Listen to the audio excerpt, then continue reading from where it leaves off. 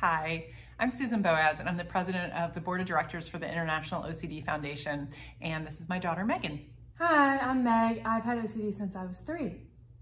And as we are working at the IOCDF to try to finish up our end of the year giving in this very challenging year of 2020, we thought we would reach out to everyone as we try to meet our goals of raising $150,000. And I just thought I'd tell you a little bit about our personal story with the IOCDF and how that journey has kind of gone for us. So the first time I reached out to the IOCDF was when I realized that there were no training programs in our local area to help therapists learn how to treat kids with OCD.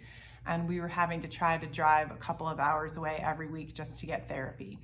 And that seemed unacceptable. So we reached out and we actually did lemonade fundraisers to try to raise funds to train some local therapists in our area. Megan was a big part of that. She and her friends all did lemonade stands out front, and it was pretty effective, and it's actually a model that we've talked to people in other communities about doing, and quite a few people have now raised money to train therapists. Yeah, I remember doing that when I was little. I think it was a really good way for me to just kind of like understand what I was doing and what it all kind of meant to me, because I was so young. It was hard to really understand like just OCD in general, but also kind of like how little there is that we knew about it at the time, and still like how little a lot of therapists know about it. And raising money just honestly made me feel like I was a big part of it, which I think was really nice when I was younger. We do a lot of advocacy programs at the IOCDF and really look for ways to get involved, whether it's through our organization or some of our partner organizations, because a lot of research has found that the more people feel that they are contributing back to others, actually the better they feel. So that's actually a good example of something that we do at the organization. The next really big thing that we got involved with was the conference, and I'll let you talk about the conference first. Well, the conference is a 3-day, 2-night experience where you can go to seminars, and then there's different like activities kids can do. It allows kids, adults, parents, families, therapists all to come. There's something for everyone. So we started going when I was 7 years old, I believe. Yep.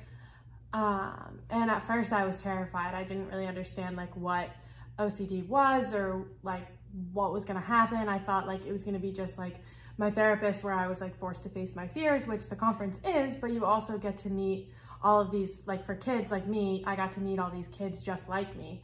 And at the time I didn't really realize that what I was experiencing, what I was thinking was normal, and that like a lot of people feel that way, and like that I could find a community that I related with.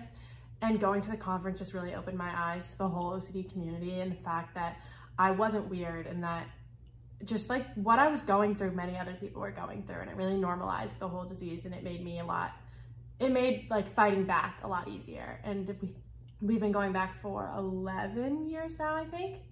Yep. And it's just been really inspiring. And we go every year, I think, because, well, for a lot of reasons, but initially we kept going back because of both the education, but much more importantly because of the people we were meeting. I met moms there who helped me through different situations and just gave me someone to talk to about mental health challenges and what was going on in our home in a way that I couldn't necessarily do at home in my community at that time. And it really made me understand the importance of normalizing mental health challenges. You know, if 1 in 10 kids experiences OCD over their lifetime, then that means every classroom has a child or two with OCD, and yet we don't know a lot about how to deal with OCD or even related anxiety disorders. There are lots of tools and techniques, and we're working hard on our anxiety in the schools program right now, for example, and trying to get that out to schools and get teachers and counselors trained a little bit more on how to deal with a child that has OCD, what tools can actually be helpful to help them have a better school experience. Because it really is, that's a real challenge. We talk a lot about how it takes on average 17 years for someone to even get diagnosed with OCD. And I think if more school counselors understood what it was, there might be a chance for a child to be diagnosed earlier. And if they're diagnosed, they can actually get help. We got really fortunate because we had some other people with OCD in our family, so we knew a little bit about what it was, and therefore we were able to find the right kinds of treatment for it. Yeah, I just can't imagine, like, I was diagnosed at 3, or I guess I was diagnosed at 7. I started showing symptoms at 3. But like just that 4-year difference is like so short compared to the general population that suffer with OCD. And so I feel really grateful that I had that experience. But when I talk to people at the conference and they're like 30, 40, 50 years old and they're like, I think I've had this my whole life, but I wasn't diagnosed till this year, like that's just unacceptable. I don't think that anyone deserves to suffer that long without knowledge of what they're suffering. That's really well said. That's how we feel at the IOCDF. And we not only try to help find solutions for people with OCD and their families, but also for people with related disorders. And we work really hard on training therapists, on raising funds for research so that we can better understand what the causes and the solutions are for OCD, and for disseminating information out, and for running both virtual and online programs.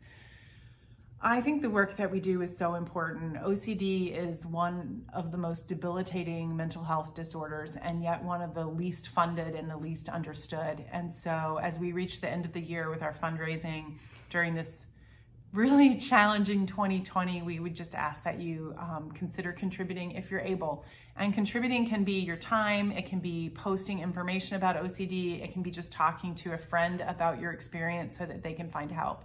It's definitely not always about money. There are so many ways that you can support.